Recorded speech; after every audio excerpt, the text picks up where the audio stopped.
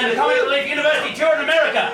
He officially retired from stand-up 10 years ago. But when we promised him that many of you here couldn't speak English, and there was no way he was getting paid, he couldn't resist coming back. Here with all new material from his 2006 Secret Life of Susie Wong Asian Comedy Tour is a real-life Duke from New York City, Danny Mechanic.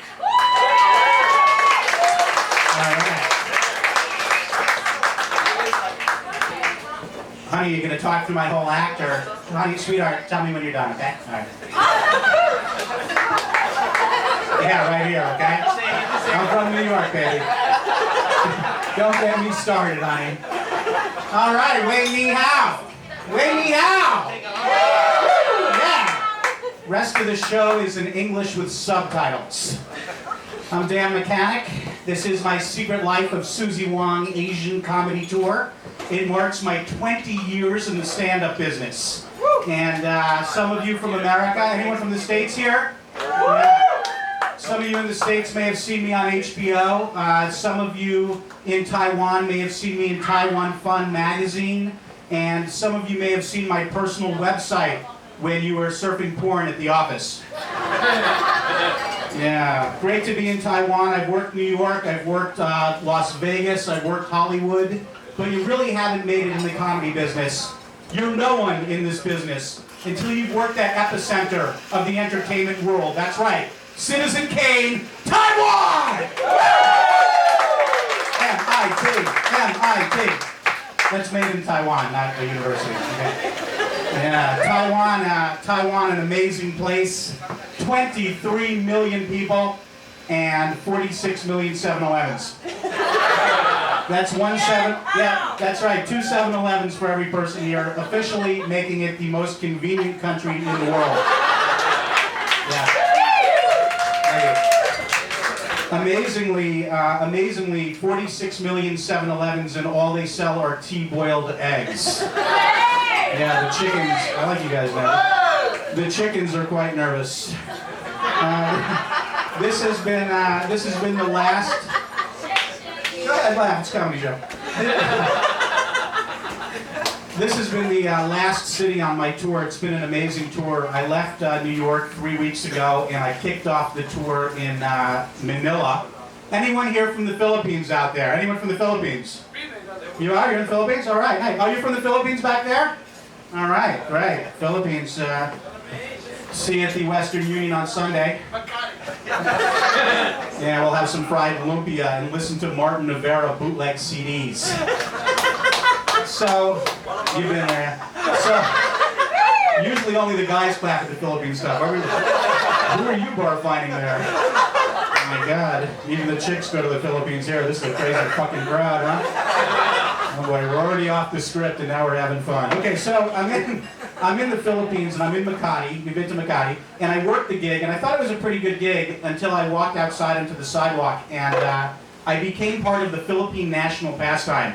That's right, I was kidnapped. And yeah, I was thrown into a very colorful jeepney by a group of Filipino rebels smoking menthol cigarettes and wearing badly out-of-date Guns N' Roses t-shirts.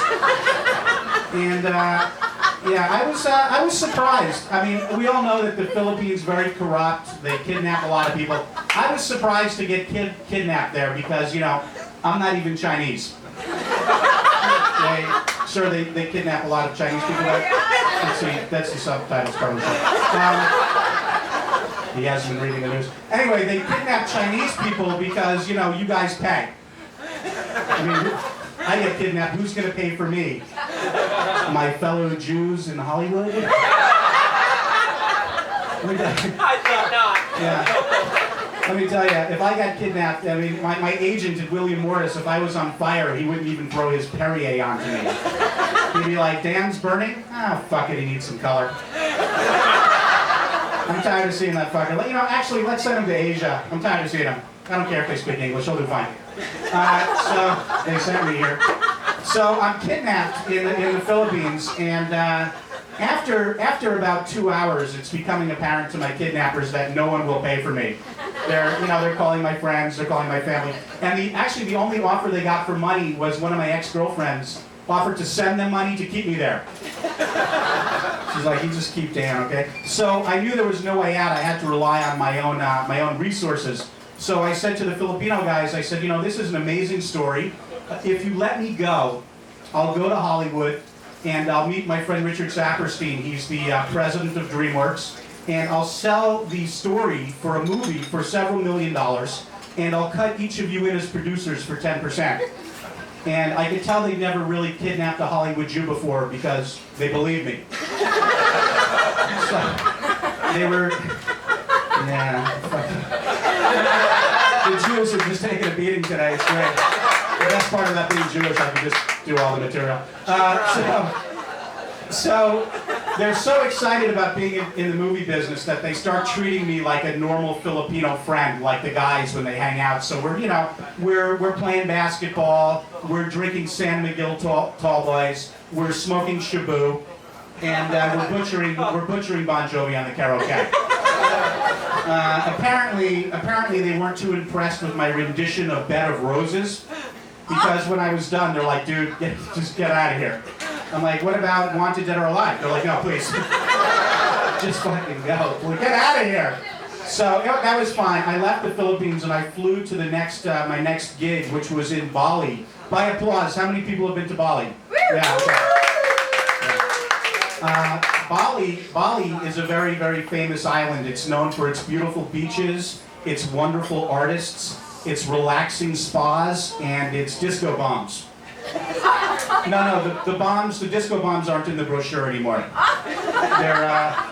Their tourism people do an amazing job with spin there. Actually, they're now referring to the tsunami as that great surf. Yeah, I was in Kuta Beach. I was in Kuta Beach, and I met an Australian guy, and he was sitting at the base of a palm tree, and he actually told me that he had surfed the tsunami. He was like, hey mate, I was all wanked out after a big piss up the night before and I was laying on my hammy having a meat pie sandwich when I saw the water go back. So I rolled up a fat one and sucked the end of the piss out of my beer. The wave came rolling in, I grabbed my surfboard, I slathered it with sex wax, and I started riding the tsunami. I was inside the tube and I could have taken the tsunami all the way to New Zealand. Except I got this tattoo right here, and an Indo tiger shark mistook it for bait and bit me on the ass. Knocked me off my surfboard and I would have drowned, but luckily there was an empty keg of Foster's floating by. So I grabbed the keg and I floated up to the top of this palm tree. I grabbed the tree when the water went down, I slid down to the bottom, and I've been here ever since. Do you need a surf lesson? No, I took a lesson, and after the lesson, I went to Ubud, which is the main city. Have you guys been to Ubud when you were in Bali? Yeah. I worked a show there at the Hilton, and it's great to work in Bali, but sometimes they want to pay you with the local currency. So I did the gig, and then they offered me 2 carved masks, 6 shadow puppets, a dolphin necklace, and a batik sarong. I would have preferred the $20. The next day after the gig, I wore the batik sarong down to the swimming pool at my club. And the Balinese are very polite people. They were like, sir, that batik sarong looks great on you. It perfectly matches your fur coat.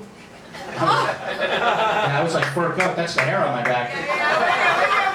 They hadn't seen a Hollywood Jew before either.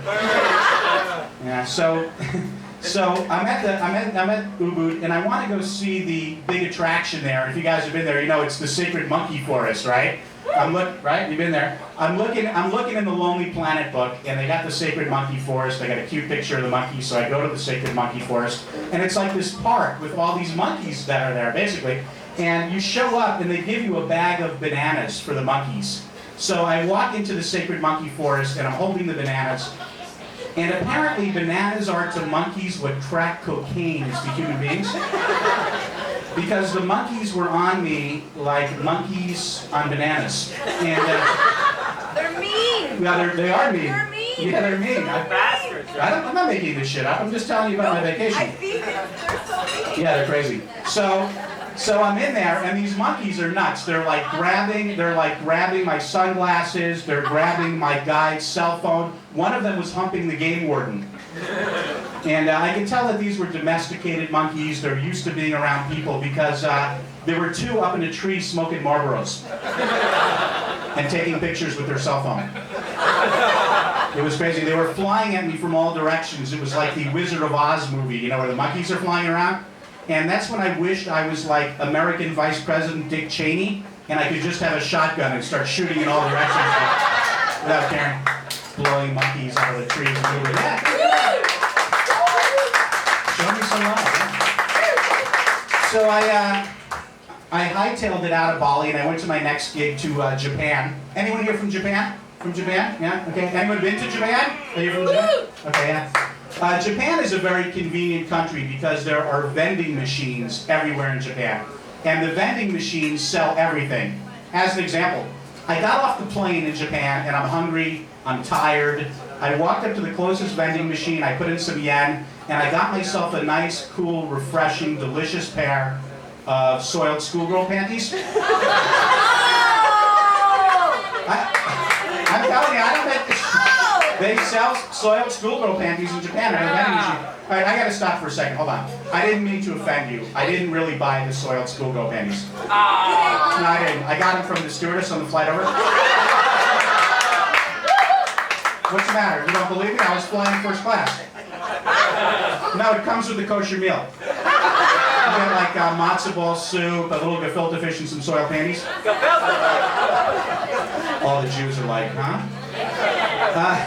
So I'm in Japan and I've got the soiled panties, and I have to say Japanese men are some of the most polite and gracious hosts in the world. Until they've had about 12 bottles of sake during the kamikaze drinking spree. And then it's like, what about Nagasaki? What about Hiroshima? And I'm like, dude son, I'm from Toronto. No, I've been saying that a lot since George got elected. So I left the drinking spree and I go back to my hotel room in Tokyo, and there's some Japanese pornography on the TV. And by applause, how many guys watch Japanese porn? Wow. All the girls are like, gee, and I thought you were just excited to see me. So I'm watching this Japanese porn, and the weird thing about Japanese pornography is that when something sexy happens, like you see a body part, they make it like fuzzy on the screen, right? Yeah, but I didn't realize that. So I'm watching the pornography, and the girl is very, very pretty. And the guy is very, you know, small. And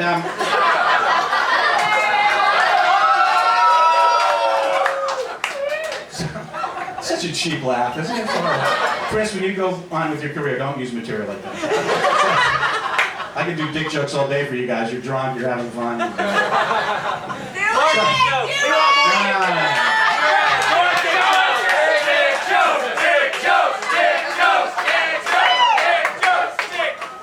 I like you guys. Okay, so I'm watching the pornography and it goes blurry, and I think there's something wrong with my eyes. So I actually go down to the gift shop in the hotel lobby, and I get some of those Japanese contact lenses. You know, the neon blue ones with a hologram inside. They make you look like an animated cartoon. I put them in and I look like a Yiddish hentai doll. I couldn't see, but I look like a cartoon. So I'm walking out of the gift shop and I can't see anything.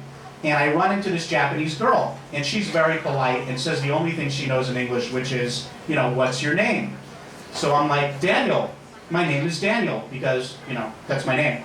And apparently that's also the name of Hello Kitty's imaginary boyfriend. Yeah, you're Daniel, baby. Daniel? I didn't know this, but in Japan, Hello Kitty is as popular as the Beatles were when they first came to America. Yeah, so they thought that I was Hello Kitty's boyfriend. It was kind of like being Yoko Ono, but reversed. How about that joke work? Surprised. Okay, so all of a sudden, I have all these Japanese people who think I'm Hello Kitty's boyfriend Daniel, and I'm surrounded by thousands of Japanese cartoon fetishists who are taking my pictures with their cell phones and making me sign their Hello Kitty digital clock backpacks. And it got really, really weird because the light bulbs were popping and all these Japanese people were like, Daniel, Daniel, Daniel. And the lights were going, It was like having an LSD flashback that was induced by a Kurosawa film festival. That joke is huge in NYU Film School. Finally, I just floated out of there in a bed of cherry blossom petals blown sideways by a misty wind. Don't try that punchline at home. You'll pull a groin muscle. Okay? So I fly to my next gig, which is in Malaysia. And anyone from Malaysia? No one. Perfect. I can do all my Muslim stuff. Oh yeah. Assalamu alaikum. Well, let's hope we cause some riots, okay? It's great publicity. So, I'm in Malaysia, and Malaysia is a predominantly Muslim country. So they were very, very excited about having an American Jew perform there. And yeah, I did the gig in Kuala Lumpur. I worked the Hyatt, and I thought the gig went pretty well until it ended. And right after the gig ended, I was cursed by Allah, labeled a heretic, and deported from the country. Well, no, it wasn't funny. I was deported from the country. And it wasn't so bad, actually. I met a pretty girl as I was leaving in the airport. She was a very, very pretty Malaysian girl. Well, actually, I think she was pretty. It was hard to tell because she was wearing a veil. No, what do the guys do there? You're like, Ahmed, I met the girl. I really like her. I think she's cool. Really, Raul? Does she or doesn't she? Have a mustache. Well, no, they don't take off the veil till they're married. So when you propose to a girl, it's like playing romantic Russian roulette. You know, you're like waiting for your wedding day. And I guess there's kind of a backside because you can have more than one wife. So, you know, you pull off the veil if she's hot, and you're like, let's grab the KY and hit the honeymoon. Well, if she's not, you just roll a razor and round up the cannibals for the next wife. I didn't offend you in that one? Nice, okay. So I leave Malaysia trailed by Allah, and I can't see. I still got the contact lenses in, and I go overland to Malaysia, to Singapore. And anyone from Singapore here? Yeah, Singapore, of course, Disneyland with the death penalty. You know, we shouldn't say that about Singapore. You know, they're highly educated people. They're very enlightened. It's a crossroads of business. Many multinationals, how's the mic doing over here? Many multinationals have their company there. And they're very, very enlightened people. Unless you smoke a joint, chew gum, or try to bring a piece of durian fruit onto the subway.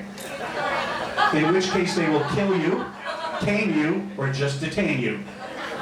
The government in Singapore is very, very strict. They actually deported me before I did my act. They were like, we know what you're thinking. So, thank you. So I stumbled overland to Vietnam, and I was in Ho Chi Minh City. And Ho Chi Minh, known to Westerners, of course, as Miss Saigon. Anyone been to Vietnam?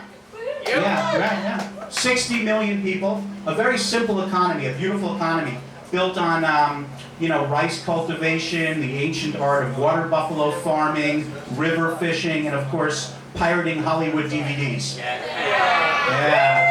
They're like, Dee Mao, more Sylvester Stallone. I want Rambo 1, I want Rambo 2, I want Rambo 3, I want Rambo 4, I want Rambo 5. Well, a lot of people don't know about Rambo 5. Because Sylvester Stallone wasn't in that one. The grizzled commando was Rosie O'Donnell. Oh! I love making fun of Rosie. So, I'm in Vietnam, and if you guys have been to Vietnam, you know they have these roundabouts that you go around the traffic circle. So I'm going around the circle, and this really pretty Vietnamese girl rides up to me on her scooter, and she's wearing this white outfit with the cone hat and everything, and she holds out her hand, and in her hand is a chunk of opium the size of my thumb. Okay? So here I am in a third world country. I don't know this girl. I don't know how they feel about Americans. She's offering me this illegal drug that could put me in jail for the rest of my life. And, no, I travel a lot. It's not my first rodeo. So I did what any normal guy would do in my situation. You know, I got on the back of her bike. And she brought me, thank you for the technical assistance. She brought me to, I was feeling like Jimi Hendrix up here before. She brought me up to this 10-store walk-up. I'm with this Vietnamese girl with the opium. And we go up to the walk-up, and the room that she brings me to is the dirtiest, filthiest, most disgusting room I've ever seen in my life. And before I can complain or do anything, she hands me the opium, she hands me a pipe, and she puts on Jim Morrison and the Doors' first CD and starts stripping to the music.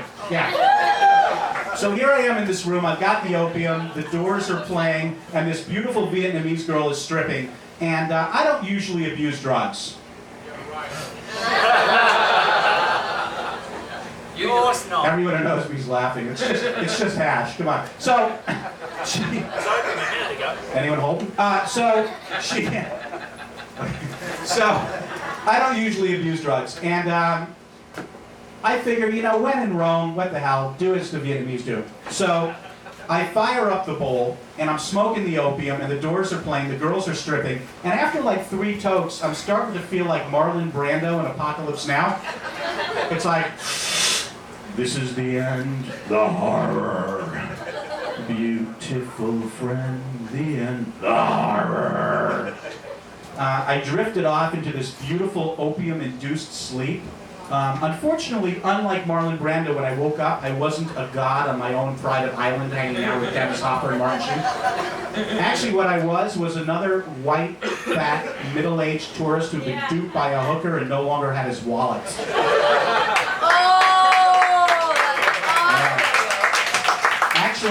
Actually, all she left me was one of those Good Morning Vietnam t-shirts. Yeah, apparently it's some kind of law with their government there that they have to sell this same fucking Good Morning Vietnam t-shirt in every gift shop and hotel in the entire country. They've sold so many of these t-shirts that Robin Williams is filing a class action suit against the entire country. Well, it's not a dick joke, you know.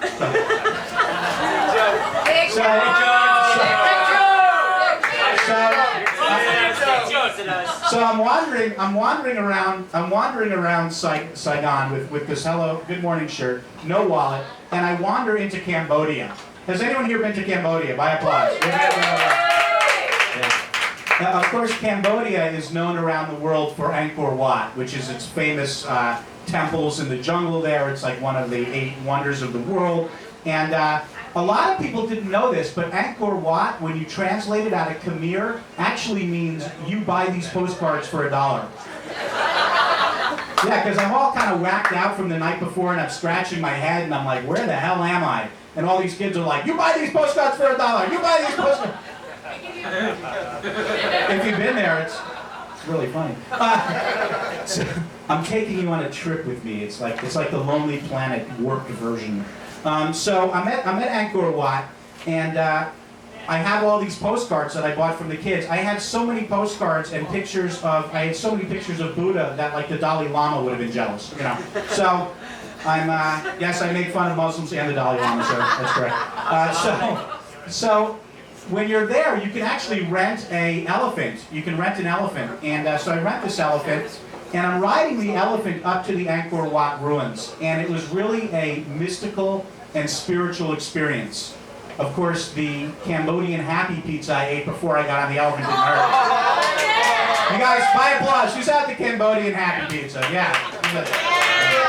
It's an ancient recipe. It's a slice of pizza with a little bit of onion, a little bit of garlic, 2 pieces of pepperoni, and 1 pound of marijuana. I ate the first one, I got the munchies, and then I ate the second one, and it put me over the top. I was so high that I kept calling my guide Babar. That's awesome. I love that cartoon. Yeah. And the English teachers are like, who's Babar? And I'm really out of my mind. I start telepathically communicating with the elephant that I'm riding. And this is this beautiful ancient creature of the jungle, and the elephant kept telling me the same thing. Get off. Apparently having a fat, hairy Jew on his back was not mystical and spiritual to him. So I did. I got off, and I flew to Bangkok. Everyone who bar fined last month is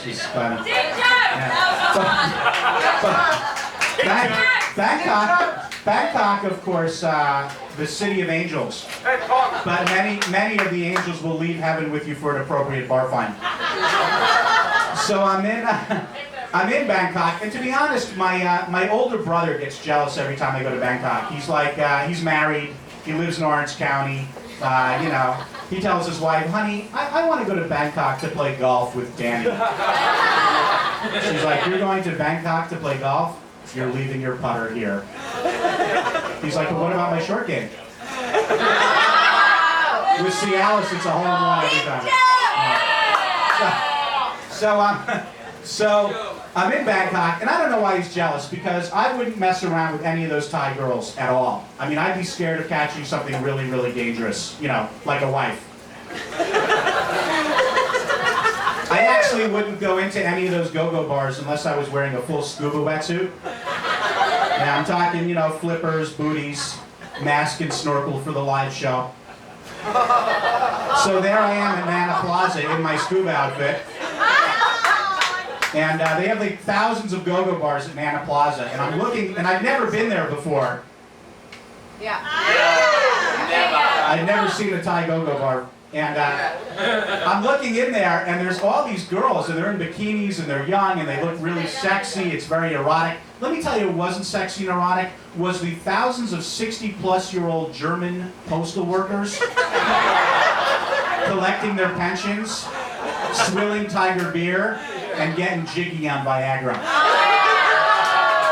Yeah, as a Jew, that was very frightening. So I walked into the bar in my scuba outfit, and I sat down next to Fritz. And yeah, I ordered a beer. And before I could even begin enjoying the show, this fat German guy next to me starts going, "Yeah, I'm Fritz, I'm from Munich, and in my country, women do not find me very attractive." I'm looking at his bald head, I'm looking at his beer belly, I'm looking at his wrinkle tattoos surrounded by moles and his nicotine-stained teeth, and I'm thinking, gee, I wonder why not. He's like, yeah, that's why I've come to Thailand to this go-go bar to buy myself a wife. A wife with a small brown ass. No, this freaked me out too. Greg, you shouldn't be laughing. Don't encourage this. You should be kicking me out of the club right now, okay? I'm talking about... So I'm next to the German guy, and he's talking about the wife, and I'm freaking out about all this. And before I can do anything, a ping pong ball comes flying. This ping pong ball comes flying off of stage, and it knocks my... Sonny's getting excited. Everybody wait for Sonny. This ping pong ball comes flying off of stage and knocks my beer into my snorkel, and then the ball gets lodged at the top. So I got my scuba outfit on, and I got this snorkel full of beer, and it's clogged at the top, and I am sucking for the beer. I'm sucking hard for the beer. I haven't sucked this hard for a beer since I went to college in the USA. How many of you guys went to college in the USA? So you were at that keg party, the one that lasted 6 years? 7 years. You're an English teacher, I forgot. Milwaukee, baby. Yeah, Milwaukee. It's nothing you really want to brag about. The beast. Okay, so Don't lick up. I'm sucking hard for the beer because I don't want to waste my 6 years of higher education. My parents spent 50 grand for that. And it's not coming. The beer's not coming. So before I continue, I just have to ask, do we have any scuba divers? Anybody scuba dive out there? When your snorkel gets clogged, what you do is you grab your nose and you blow out, right? Yeah, I did that. And the ping pong ball went shooting back on stage to the 16-year-old in the cheerleading outfit where it belonged. I sucked the beer out of my snorkel. I swiveled around in my chair. I jumped off the chair and I began swimming towards the door. Actually, I was walking in flippers. And Fritz, the German guy, goes, "Wait, stop! I have not finished telling you about my wife. My wife with the small brown ass. She only wants my money. Stop, stop!" Now, I know it was a long time ago, but as a Jew, I'm genetically programmed. Whenever any German guy tells me anything, I do the opposite. No, I mean, I'll never be one of those guys with a Eurail pass in Munich. You know, Achtung, get onto the train. All right.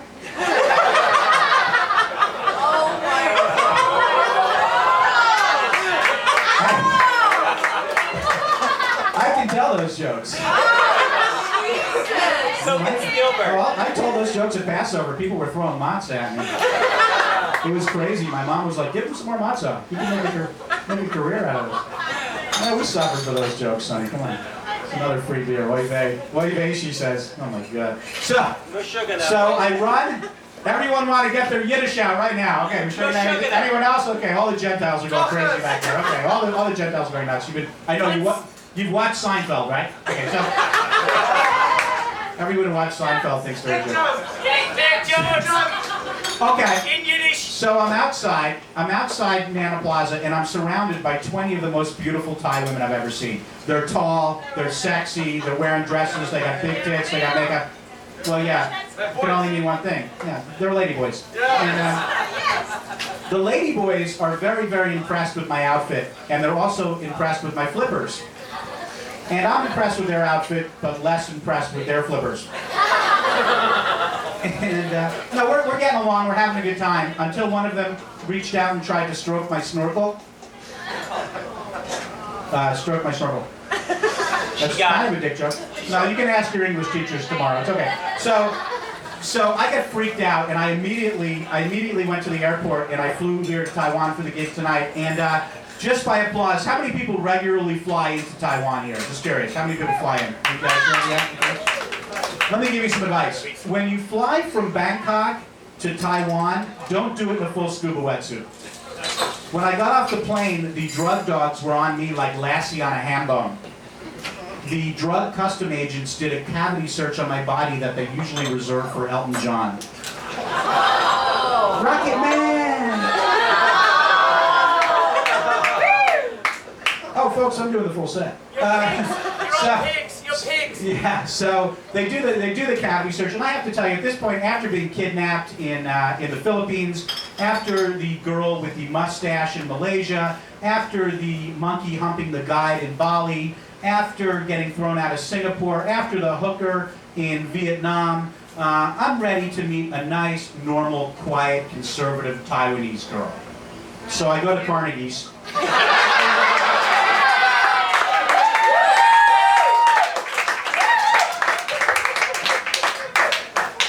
It was a Wednesday night. Ladies' night. Yeah. How many guys have been to Ladies' Night at Carnegie's by applause? That's nothing I'd be clapping about, but okay. So I'm there at Ladies' Night, and they give free champagne to the ladies. Now I have to tell you guys, that's not actually free champagne. What it is the discarded liquid bile from a crystal meth lab in Des Moines, Iowa. Well, no, it's an import, so it must be good. So I meet this girl at Carnegie's, and she's a virgin. Oh, I know, because she was dancing on the bar. She dances on the bar all the time. And she's a virgin.